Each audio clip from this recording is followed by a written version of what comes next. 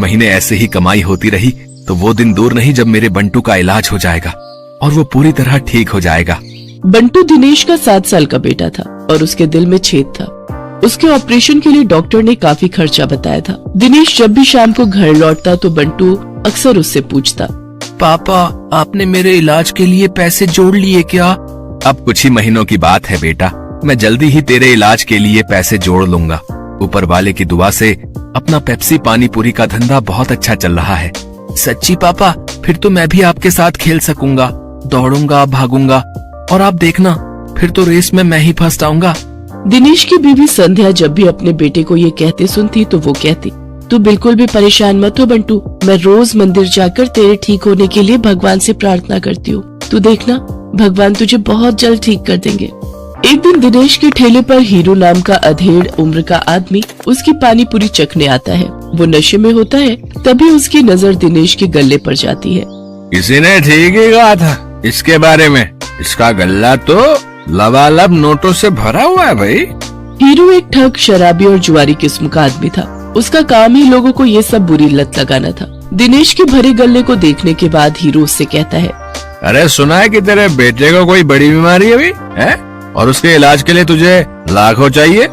हाँ भाई सही सुना है, मुझे मेरे बेटे के इलाज के लिए कई सारे पैसों की जरूरत है। तो तुझे क्या लगता है इस ठेले से तू लाखों रुपए कम समय में कमा पाएगा? इसके लिए तो तुझे कई साल लग जाएंगे। हाँ लेकिन इसके अलावा मैं और कर भी क्या सकता हूँ भाई? देख इसमें मैं तेरी मदद कर सकता हूँ। अगर तुझे हफ्ते भर में ही 5 लाख रुपए कमाने हो तो मुझे आकर मिल लेना। ये रहा मेरा पता, ठीक है ना? अच्छा अब मैं चलता हूँ, ठीक है भाई?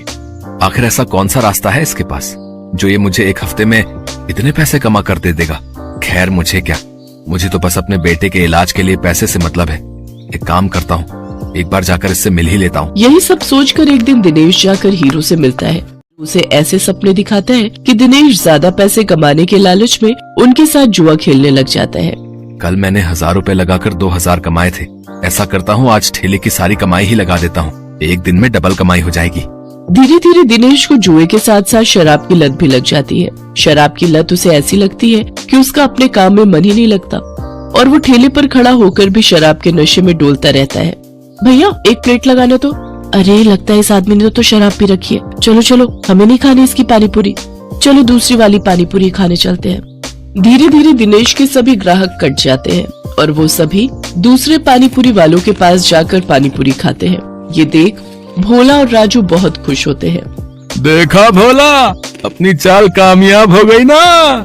बिल्कुल सरकार, अब देखना उसकी पानी पूरी की तरफ तो कोई देखेगा भी नहीं, सब अपनी ही पानी पूरी खाएंगे। कुछ दिन ऐसे ही बीतते जाते हैं। अपने धंधे को मंदा देख दिनेश शराब और जुए की लत में और डूब जाता है और उसका बचा खुचा धंधा भी चौपट हो जाता है। ये सब देख संध्या और बंटू बहुत दुखी होते हैं। फिर बंटू अपनी माँ से कहता है, माँ अब तो मैं कभी भी ठीक नहीं हो पाऊंगा ना, पापा तो अब सारे पैसे शराब और जुए में ही उड़ा देते हैं। तू परेशान मत हो मेरे लाल, बस ऊपर वाले पर भरोसा रख, एक दिन सब कुछ ठीक हो जाएगा। सारा दिन नशे में धुत रहने और धंधा चौपट होने के कारण दिनेश के घर में खाने पीने के भी लाले पड़ जाते हैं। माँ अब तो घर में खाने के लिए भी कुछ नहीं बचा, अब तो लगता है भूख से ही हम सब मर जाएंगे। ऐसा नहीं कहते मेरे बच्चे, सुख दुख तो जीवन का हिस्सा है।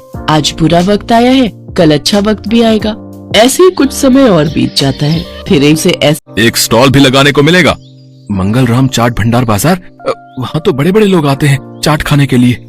अरे तभी तो कह रहा हूँ, अगर जीत गए तो रोज की अच्छी खासी कमाई होगी और 5 लाख मिलेंगे वो अलग। मंगल राम चाट भंडार कोई ऐसी वैसी जगह नहीं थी, बल्कि शहर का फेमस चाट बाजार था, जहाँ शहर के बड़े बड़े लोग चाट खाने आते थे और कई टूरिस्ट भी वहाँ आते थे। उस बाजार में चाट लगाने वालों की अच्छी खासी कमाई होती थी। लेकिन ये सब बातें जानते हुए भी दिनेश उस प्रतियोगिता में कोई खास दिलचस्पी नहीं दिखाता। मंगल चाट भंडार है तो मुझे क्या, मैं जहाँ हूँ वहीं ठीक हूँ, मुझे इन सब से कोई फर्क नहीं पड़ता।